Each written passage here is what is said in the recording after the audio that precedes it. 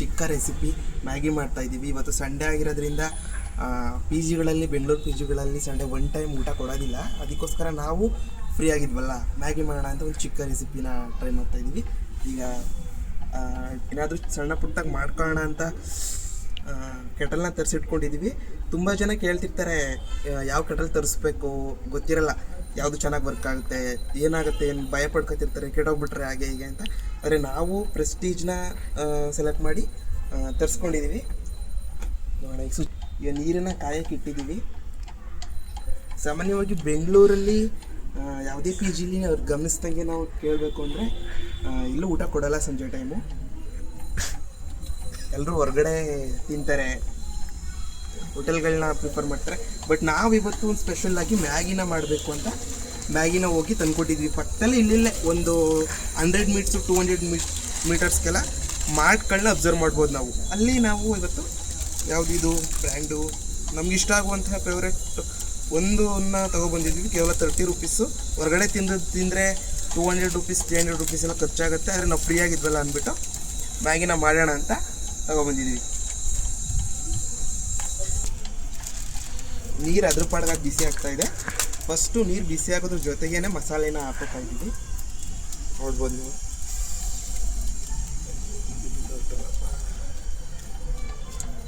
ಎರಡನ್ನೂ ಹಾಕ್ಲ ಬ್ರೋ?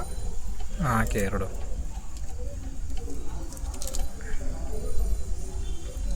ಕೆಟಲ್ಲು ಕೆಟ್ಟೋಗುತ್ತೆ ಅಂತ ಭಯನ ಪಡ್ಕೊಳ್ಳೋ ಅವಶ್ಯಕತೆ ಇಲ್ಲ, ತರಿಸ್ಬೋದು. ನಾವು ಏನಾದರೂ ಮಾಡಬೇಕು ಚಿಕ್ಕದಾಗಿ ಅಂದಾಗ ಇದರಲ್ಲಿ ಟೀ ಮಾಡ್ಕೋತೀವಿ, ಮ್ಯಾಗಿ ಮಾಡ್ಕೋತೀವಿ, ಮೊಟ್ಟೆ ಬೇಯಿಸ್ಕೋತೀವಿ. ತುಂಬ ಹೆಲ್ಪ್ ಆಗಿದೆ. ಇದು ಬ್ಯಾಚುಲರ್ಸ್ಗೆ ತುಂಬ ಹೆಲ್ಪ್ ಆಗುತ್ತೆ ಕೆಟಲ್ಲು.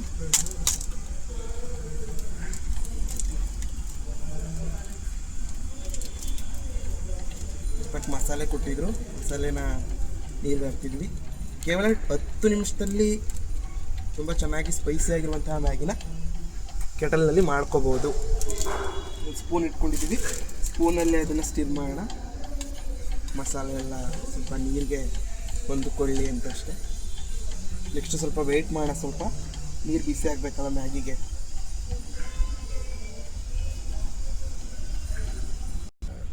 ನೀರು ಕಾಯ್ತಾ ಇದೆ, ಬಿಸಿ ಆಗ್ತಾ ಇದೆ, ನೋಡ್ತಾ ಇರ್ಬೋದು ನೀವು. ಯಾವುದೇ ರೀತಿ ತೊಂದರೆ ಇರೋದಿಲ್ಲ ಕೆಟಲ್ನ ಯೂಸ್ ಮಾಡೋದ್ರಿಂದ. ಬಟ್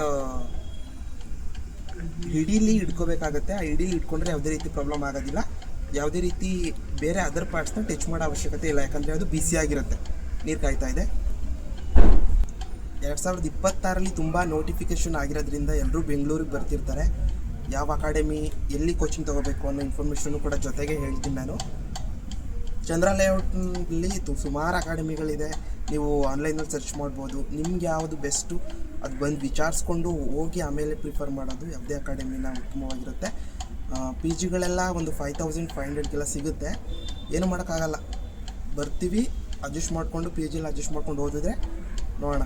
ನಾವು ಅದನ್ನೇ ಮಾಡ್ತಿದ್ದೀವಿ. ಬಟ್ ಏನೋ ಸ್ವಲ್ಪ ಫ್ರೀ ಆಗಿದ್ವಲ್ಲ ಅಂದ್ಬಿಟ್ಟು ಇವತ್ತು ಮ್ಯಾಗಿನ ಟ್ರೈ ಮಾಡ್ತಾಯಿದ್ದೀವಿ. ಸಾಮಾನ್ಯವಾಗಿ ಯಾವುದೇ ಪಿ ಜಿಲಿ ಅಬ್ಸರ್ವ್ ಮಾಡಿದ್ರೆ, ನಾನು ಅಬ್ಸರ್ವ್ ಮಾಡ್ದಂಗೆ ಸಂಜೆ ಹೊತ್ತು ಭಾನುವಾರ ಊಟ ಇರಲ್ಲ. ನೋಡೋಣ, ನೀರು ಕಾದಿದೆ. ಸ್ವಲ್ಪ ಅದು ಉಕ್ತಾ ಇರೋದನ್ನು ನಾವು ನೋಡ್ಬೋದು. ನಾವೀಗ ಮ್ಯಾಗಿನ ಅದಕ್ಕೆ ಹಾಕೋಣ. ಇದನ್ನು ಮುರಿದು ಹಾಕ್ಲಾ ಬ್ರೋ ಅಥವಾ ಸುಮ್ಮನೆ ಹಾಕ್ಬಿಡ? ಹಾಕ್ಬಿಡ್ಲ. ಇದನ್ನು ಹಾಗೆ ಅದ್ರೊಳಗಡೆ ಸುಮ್ಮನೆ ಹಾಕ್ತಾ ಇದ್ದೀನಿ. ಸ್ವಲ್ಪ ನೀರು ಕಮ್ಮಿ ಆಯಿತು ಅನಿಸುತ್ತೆ ಬ್ರೋ. ಸಾಮಾನ್ಯವಾಗಿ ಯಾರು ಹುಡುಗರು, ಬ್ಯಾಚುಲರ್ಸು ಅಥವಾ ರೂಮ್ಮೇಟ್ಸ್ ಇರೋರು ಮ್ಯಾಗಿ ಅದು ಇದು ಮಾಡ್ಕೊಳ್ಳೋಕ್ಕೆ ಇಷ್ಟಪಡಲ್ಲ. ಬಟ್ ನಾವಿವತ್ತು ಏನಾದರೂ ಹೊಸ್ದಾಗಿ ಮಾಡೋಣ ಅಂತ ಮ್ಯಾಗಿನ ತಂದು ಪಿ ಜಿನಲ್ಲೇ ಬೇಯಿಸೋದಕ್ಕೆ ಇಟ್ಟಿದ್ದೀವಿ. ನೋಡೋಣ, ಟೇಸ್ಟ್ನ ನಮ್ಮ ಬ್ರೋ ನೋಡಿ ಹೇಳ್ತಾರೆ.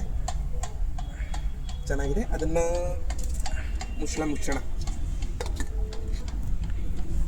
ಕುದೀತಾ ಇದೆ ಅನ್ನೋದನ್ನ ಅಬ್ಸರ್ವ್ ಮಾಡ್ಬೋದು ನೀವು. ಚೆನ್ನಾಗಿದೆ, ಯಾವುದೇ ರೀತಿ ಸೈಡ್ ಎಫೆಕ್ಟ್ಸು ಬರಲ್ಲ ಕೆಟಲಲ್ಲಿ. ನೋಡ್ಬೋದು ಯಾವ ರೀತಿ ಕುದೀತಾ ಇದೆ. ಮನೆಯಲ್ಲಿ ಒಲೆಯಲ್ಲಿ ಗ್ಯಾಸಲ್ಲಿ ಯಾವ ರೀತಿ ಅಡುಗೆ ಮಾಡ್ತೀವಿ ನಾವು, ಅದೇ ರೀತಿ ನಾವು ಎಲೆಕ್ಟ್ರಿಕ್ ಕೆಟಲ್ನ ಯೂಸ್ ಮಾಡಿಕೊಂಡು ಸಣ್ಣ ಪುಟ್ಟ ಅಡುಗೆಗಳನ್ನ ಮಾಡ್ಕೋಬೋದು. ಮ್ಯಾಗಿ ಆಗಿರ್ಬೋದು, ಮೊಟ್ಟೆ ಆಗಿರ್ಬೋದು, ಗ್ರೀನ್ ಟೀ ಆಗಿರ್ಬೋದು, ಲೆಮನ್ ಟೀ ಆಗಿರ್ಬೋದು, ಹಾಲು ಕುದಿಸೋದಾಗಿರ್ಬೋದು, ಬಿಸಿನೀರು ಕಾಯಿಸೋದಕ್ಕಾಗಿರ್ಬೋದು, ಎಲ್ಲದಕ್ಕೂ ಕೂಡ ಕೆಟಲ್ ತುಂಬ ಹೆಲ್ಪ್ ಆಗುತ್ತೆ. ಆಸ್ಪತ್ರೆಗಳಲ್ಲಿ ಪೇಷಂಟ್ಗಳಿಗೂ ಕೂಡ ಬಿಸಿನೀರು ಕಾಯಿಸ್ಕೊಡೋದಕ್ಕೆ ಕೆಟಲ್ನ ನೀವು ಯೂಸ್ ಮಾಡ್ಬೋದು. ಫೈನಲಿ ಮ್ಯಾಗಿ ಕಂಪ್ಲೀಟ್ ಆಗಿದೆ. ನೋಡ್ತಾ ಇರ್ಬೋದು ನೀವು ಯಾವ ರೀತಿ ಆ ಘಮ ಬರ್ತಾ ಇದೆ ಅಂತ. ತುಂಬ ಚೆನ್ನಾಗಿ ಸ್ಪೈಸಿಯಾಗಿ ಉದ್ರಾಗಿ ಮ್ಯಾಗಿ ಬಂದಿದೆ, ನೋಡ್ತಾ ಇರ್ಬೋದು ನೀವು. ಸ್ವಲ್ಪ ಇದನ್ನು ಹಬೆಯಲ್ಲಿ ಒಂದು 2 ನಿಮಿಷ ಬೇಯಲಿಕ್ಕೆ ಇಡೋಣ.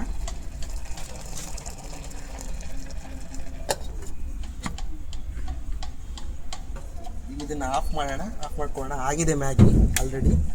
ಇದನ್ನು ಆಫ್ ಮಾಡಿಕೊಂಡು ಕಂಪ್ಲೀಟ್ ಮ್ಯಾಗಿ ರೆಡಿ ಇದೆ. ಕೇವಲ 15 ನಿಮಿಷದಲ್ಲಿ ಯಾವ ರೀತಿ ಒಂದು ಸ್ಮಾಲ್ ರೆಸಿಪಿನ ಟ್ರೈ ಮಾಡ್ಬೋದು ಅಂತ ಟ್ರೈ ಮಾಡಿದ್ದೀವಿ ಇವತ್ತು. ಪ್ಲೇಟ್ಗೆ ಇದನ್ನು ಸಿಪ್ ಮಾಡ್ಕೊಳ್ಳೋಣ. ಯು ಕ್ಯಾನ್ ಸಿಪ್, ಪ್ಲೇಟ್ಗೆ ಸಿಪ್ ಮಾಡ್ಕೊಂಡಿದ್ದೀವಿ. ರುಚಿಯಾದಂತಹ ಮ್ಯಾಗಿ ರೆಡಿ ಇದೆ, ನೋಡ್ಬೋದು ನೀವು. ಈಗ ಇದನ್ನು ನಮ್ಮ ಬ್ರೋ ಟೇಸ್ಟ್ ಮಾಡಿ ಹೇಳ್ತಾರೆ ರುಚಿಯಾದಂತಹ ಮ್ಯಾಗಿ ಯಾವ ರೀತಿ ರೆಡಿಯಾಗಿದೆ ಅಂತ. ಇದನ್ನು ಟೇಸ್ಟ್ ಮಾಡಿ ಯಾವ ರೀತಿ ಆಗಿದೆ ಅಂತ ಹೇಳೋಣ.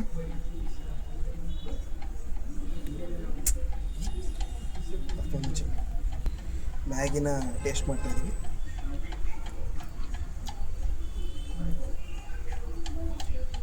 ತುಂಬಾ ಚೆನ್ನಾಗಿದೆ, ತುಂಬ ಸ್ಪೈಸಿಯಾಗಿ ಬಂದಿದೆ.